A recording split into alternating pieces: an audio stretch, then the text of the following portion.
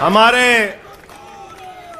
सभी सुख दुख के साथी, संघर्षों के साथी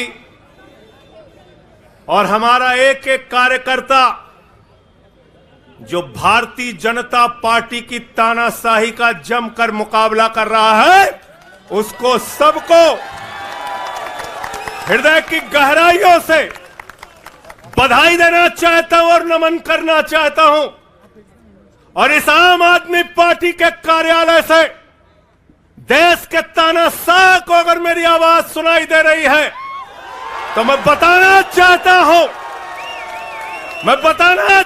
हूं यह आम आदमी पार्टी है। हम आंदोलन की कोख से पैदा हुए हैं। तुम्हारे किसी बंदर घुड़की से डरने वाले नहीं हैं। तुम्हारे किसी बंदर घुड़की को डरने वाले नहीं हैं। तुम हमारी पार्टी को बर्बाद करना चाहते हो। अरविंद केजरीवाल को तुमने जेल में भेज दिया, मनीष सिसोदिया को तुमने जेल में भेज दिया, सत्येंद्र जैन को तुमने जेल में भेज दिया। उनका गुनाह क्या है? उनका गुनाह यह है कि वो दिल्ली की 2 करोड़ जनता को अच्छी शिक्षा देना चाहते हैं। उनका गुनाह यह है कि वो दिल्ली के बुजुर्गों को तीर्थ यात्रा कराना चाहते हैं। उनका गुनाह यह है कि वो मुफ्त में पानी देना चाहते हैं। हमारी माताओं बहनों को आर्थिक संकट में अपने पति का चेहरा ना देखना पड़े, इसलिए 1000 रुपए की आर्थिक सहायता देना चाहते हैं। उनका गुनाह यह है कि हमारी माताएं बहनें जब मजदूरी करती हैं, उनके पास बस का किराया नहीं होता। एक ऑटो वाले की बेटी जो कॉलेज जाती है, उसके पास बस का किराया नहीं होता। उनका गुनाह यह है कि अरविंद केजरीवाल कहते हैं हमारी बेटियों को, हमारी माताओं को बस की यात्रा के लिए 1 रुपए नहीं देना पड़ेगा। तुम हिंदुस्तान की सबसे बेहतरीन सरकार अरविंद केजरीवाल की सरकार को गिराना चाहते हो, तोड़ना चाहते हो, हमारे विधायकों को डराना चाहते हो। आतिशी को गिरफ्तार करोगे, सौरभ भारद्वाज को गिरफ्तार करोगे, दुर्गेश पाठक को गिरफ्तार करोगे, राघव चड्ढा को गिरफ्तार करोगे, हमारे विधायकों के घर पे छापेमारी करोगे, इनकम टैक्स का छापा गुलाब सिंह पे, कैलाश गहलोत से 4.5 घंटे पूछताछ। तानाशाही मचा रखी है इस देश के अंदर, तानाशाही मचा रखी है, तानाशाही मचा रखी है। बहुत किताबें पढ़ी जेल के अंदर, बहुत समय मिला किताबें पढ़ने का। शहीद आजम भगत सिंह को जब फांसी की सजा सुनाई गई तो उनके भाई उदास थे। एक लाइन कह के अपनी बात खत्म करूंगा। उन्होंने अपने भाई कुलतार सिंह को चिट्ठी लिखी और चिट्ठी के अंत में लिखा, जफा का मतलब होता है अत्याचार। उन्होंने अपने भाई को लिखा, उन्हें यह फिक्र है हरदम नया तर्जे जफा क्या है। उन्हें यह फिक्र है हरदम नया तर्जे जफा क्या है। हमें भी शौक है देखें सितम की इंतहा क्या है। हमें भी शौक है देखें सितम की इंतहा क्या है। और हमने तो कहा था प्रधानमंत्री जी, हम आपकी यातना के पैमाने को चेक करना चाहते हैं। 100% ईमानदार हैं और उनको दबाने, डराने, झुकाने, लाठी चलाने, मुकदमे लिखने और जेल भेजने की कोशिशें बंद करो। वो बाहर आएंगे, पूरी ईमानदारी और सच्चाई के साथ बाहर आएंगे।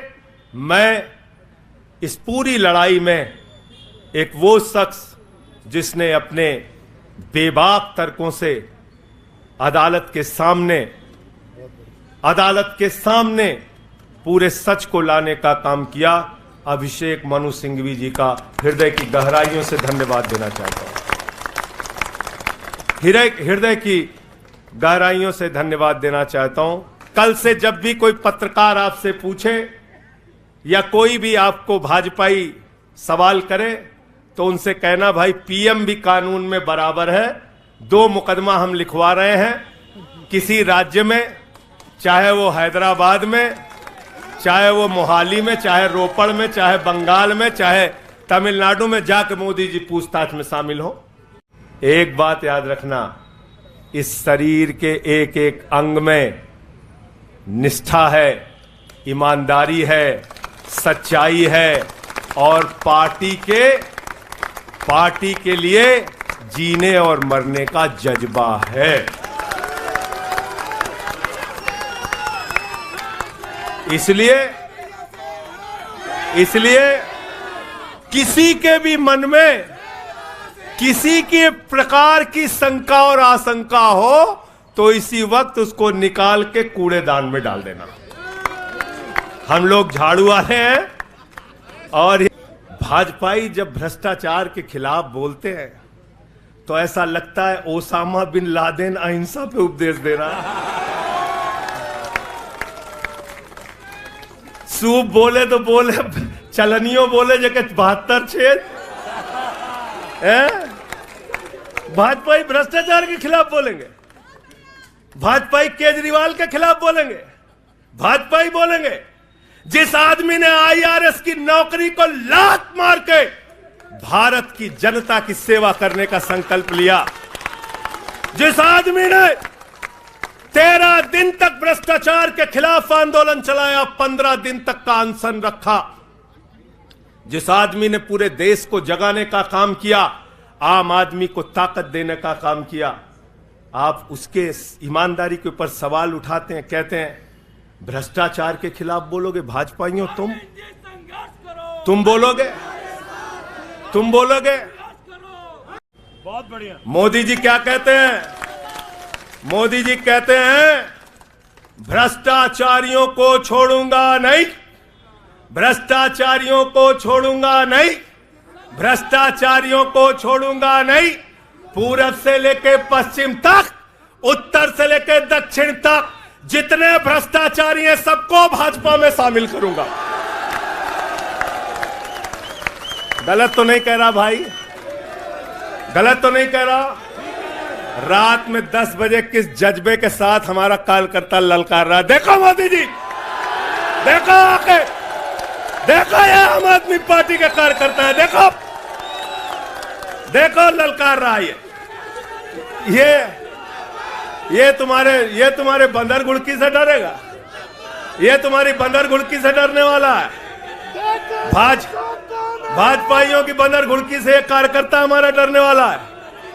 लाठी चलाओगे ना, लाठी चलाओगे, तुम्हारे पास जितनी मजबूत लाठी है उससे मजबूत हमारे कंधे हैं, उससे मजबूत हमारे सीने हैं, उससे मजबूत आम आदमी पार्टी का एक एक कार्यकर्ता का जज्बा है। लाठी चलाओगे, कहते हैं भ्रष्टाचारियों को नहीं छोड़ूंगा, एक एक भ्रष्टाचारी को शामिल करूंगा।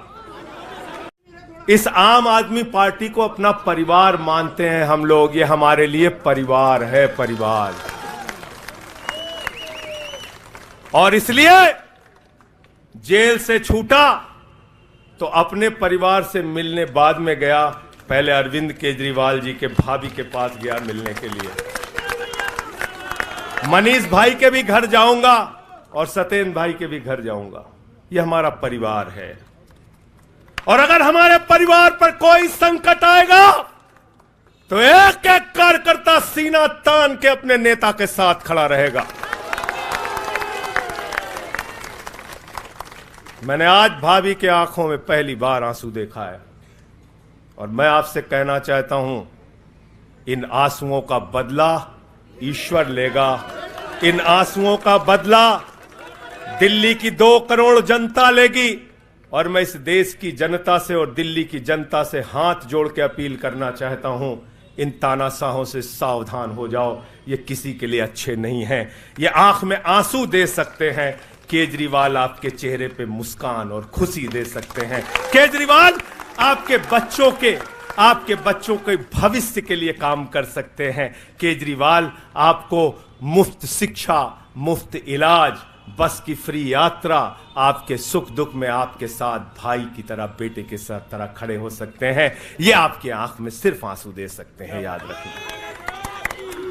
और इसलिए हाथ जोड़कर अपील करना चाहता हूं कि अगर हम लोग मानते हैं, अगर हमारे दिल में पार्टी के लिए जरा सा भी जज्बा है और हम इसको अपना परिवार मानते हैं, तो आज हमारे परिवार का मुखिया जेल में है, अरविंद केजरीवाल, और हमको संकल्प लेना होगा कि जब तक केजरीवाल जी जेल में हैं, हम 10 गुना ज्यादा मेहनत करेंगे और जेल का जवाब वोट से देंगे। जेल का जवाब, जेल का जवाब, जेल का जवाब, जेल का जवाब, क्योंकि इसी में तो सबसे ज्यादा ताकत है।